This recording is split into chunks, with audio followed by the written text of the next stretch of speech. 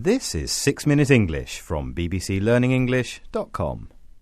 Hello and welcome to 6 Minute English. I'm Callum Robertson and with me today is Rosie. Hello, Rosie. Hello, Callum. Now today we're going to be talking about two of my favourite pastimes. And what are they? Well, cycling and eating. And we're going to be looking at the language of a story about a new scheme in Denmark, which features a strong connection between those two activities. Before we start, though, as always, a question for you, Rosie, and a very difficult one this week, I think. It's about cycling in Copenhagen, which is the capital of Denmark. Now, there are many cyclists there. It's a very cycle-friendly city.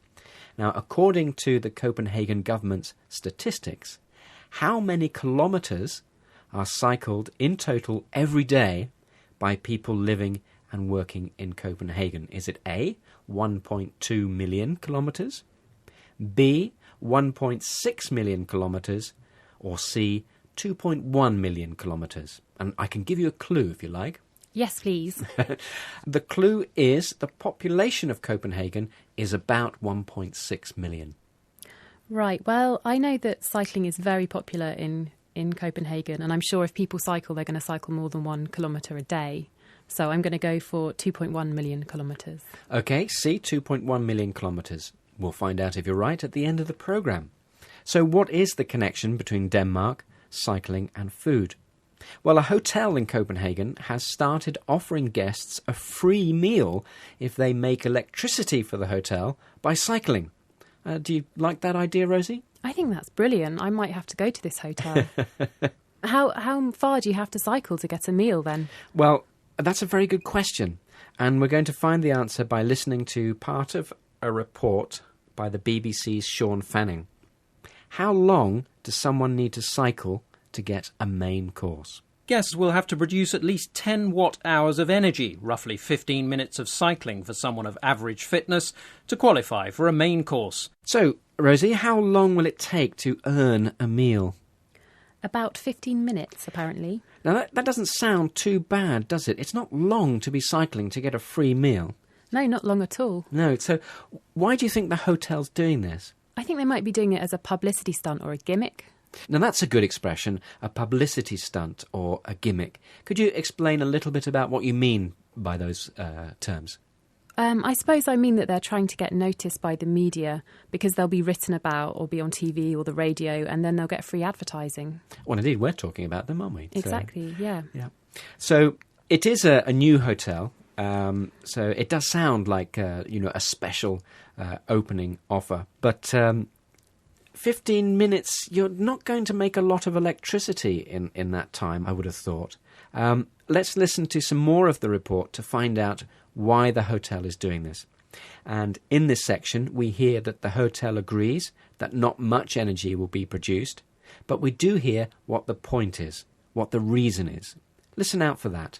Here's Sean Fallon again. The hotel management concedes that each cyclist will only produce enough to power a couple of light bulbs, but says the point is to encourage guests to think about their consumption of energy. So the guests will only make enough electricity for a couple of light bulbs. So what is the point? Well, according to the report, the point is to encourage guests to think about their consumption of energy, which means to make them think about how much energy they use. It sounds more like an environmental message, really.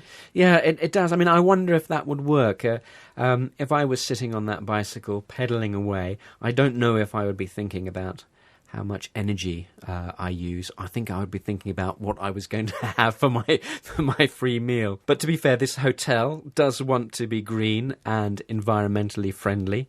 And apparently the outside of the hotel is also covered in solar panels, so they make energy from the sun.